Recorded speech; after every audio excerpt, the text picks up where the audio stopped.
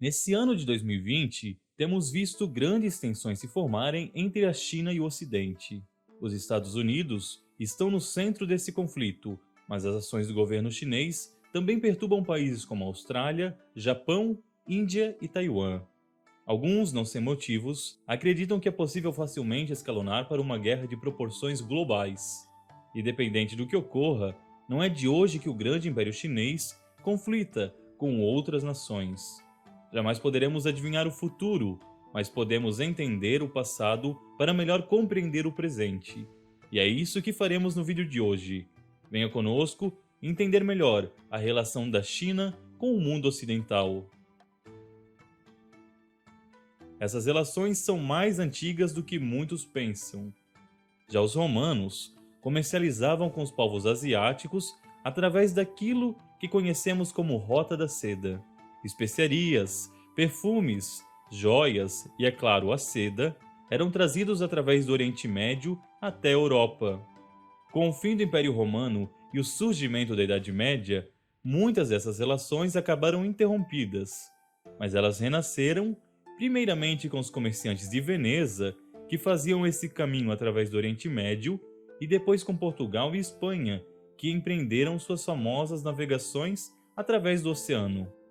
Mas engana-se quem pensa que esses países da Europa tinham apenas interesses econômicos. Não podemos esquecer que tais empreendimentos marítimos e comerciais nasceram junto com as cruzadas, que visavam levar a fé cristã aos confins mais remotos do planeta. A chegada dos jesuítas ao Japão, por exemplo, foi muito mais motivada pela fé do que por qualquer benefício comercial.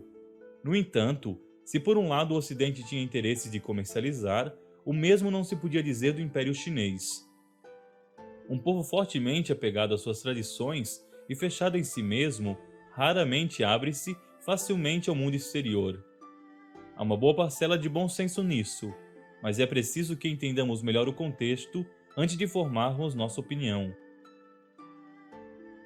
Nessa época, a China era um império de caráter absolutista e um país muito atrasado. Para começar, toda essa imensa nação, e lembre-se que estamos falando do segundo maior país do mundo, era administrada de forma centralizada por um imperador que tinha caráter quase divino.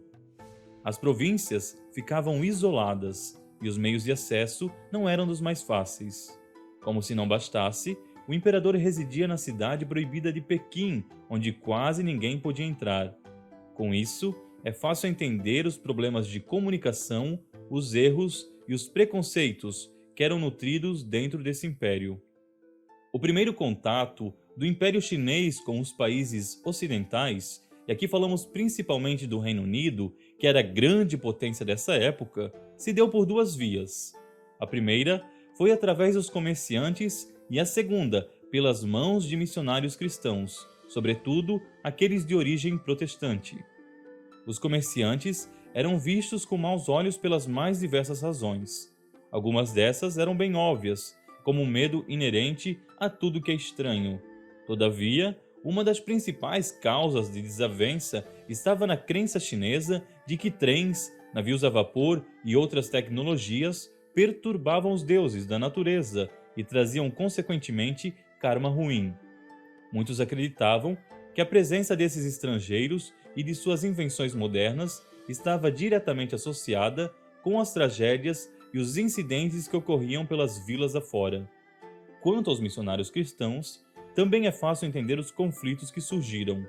Primeiro, existia toda a tradicional evangelização contra os deuses pagãos e contra muitos dos costumes e superstições locais.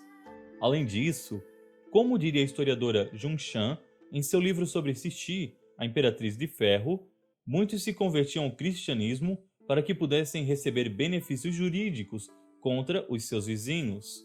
Os missionários possuíam todo um aparato para proteger os convertidos de abusos, e não eram raros os que se aproveitavam disso.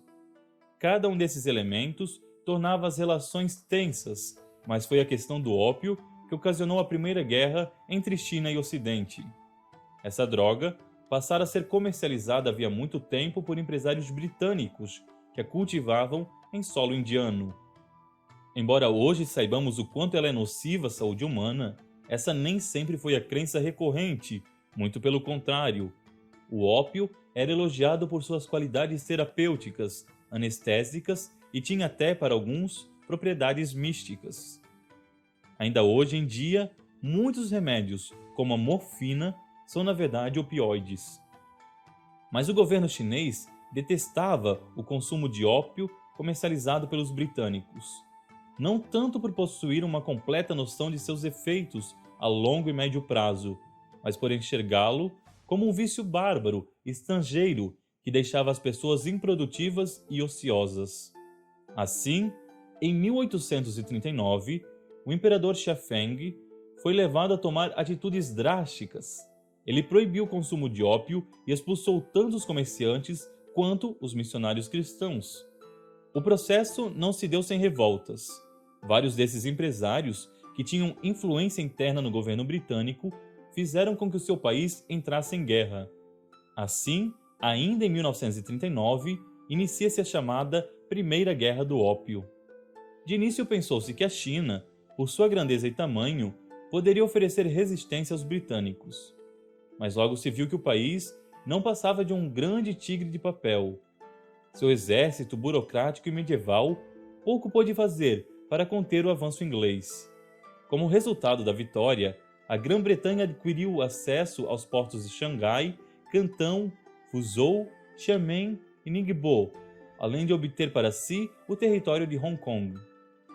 Também a França e outras nações europeias receberam indenizações significativas e se aproveitaram da oportunidade surgida.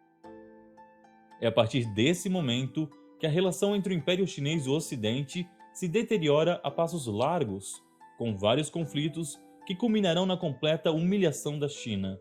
Ponto mais marcante desses eventos foi a invasão de Pequim e a destruição dos palácios imperiais.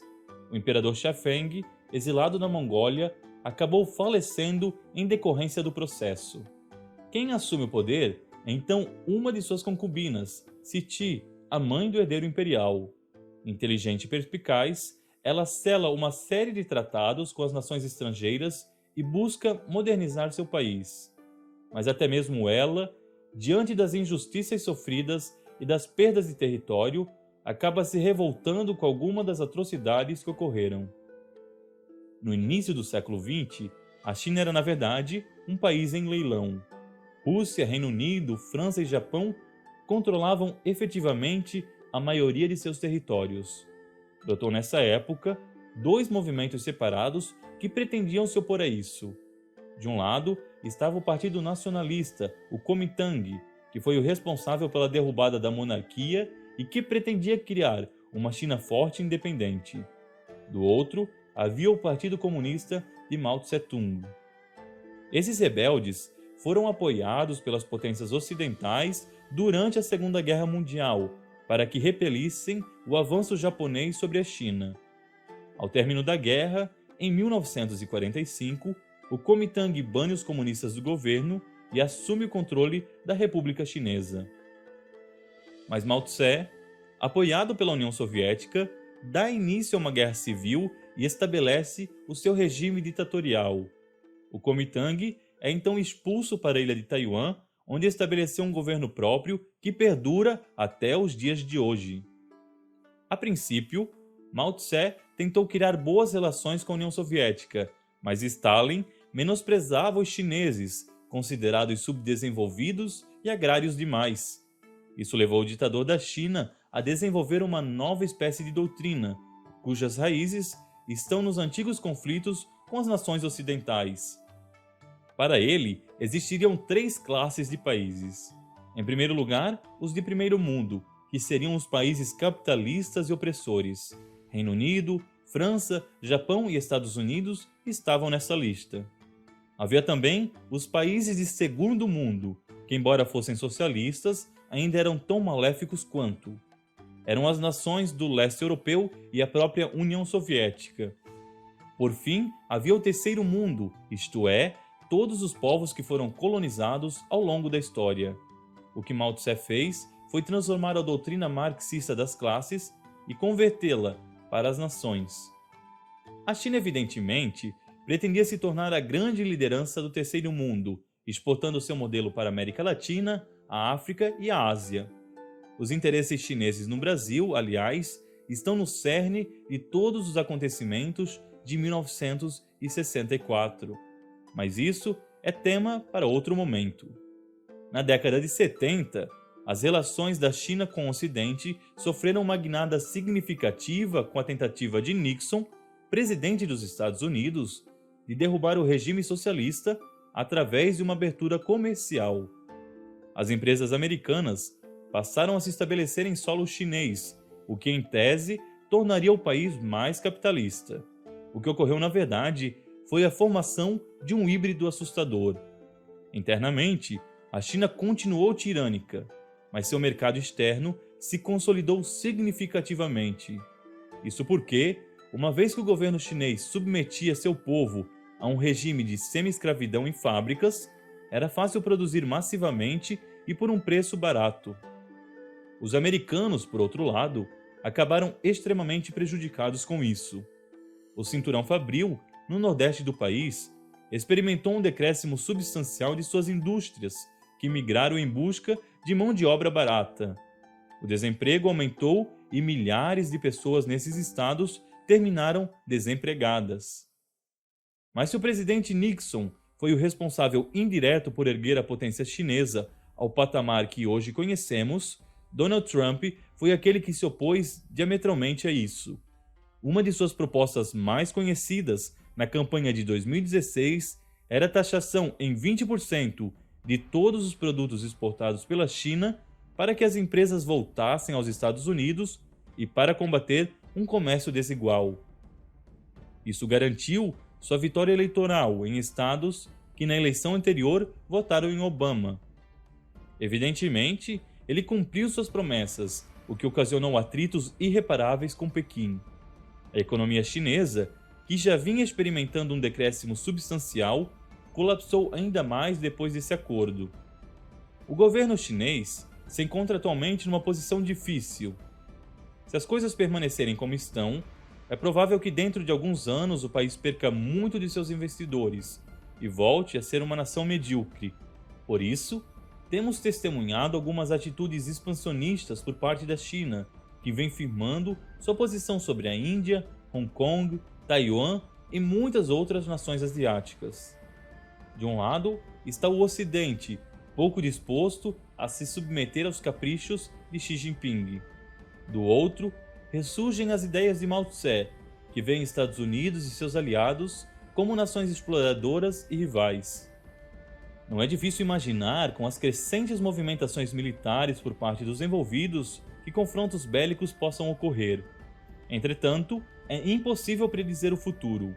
Talvez realmente as coisas tenham chegado naquele ponto sem retorno, em que os envolvidos estejam dispostos a arriscar o que possuem a se verem destruídos. Mas e você? O que pensa disso tudo? E se gostou desse vídeo, comente, curta e compartilhe com seus amigos. Sua ajuda é fundamental para o nosso crescimento. Até mais, se Deus quiser.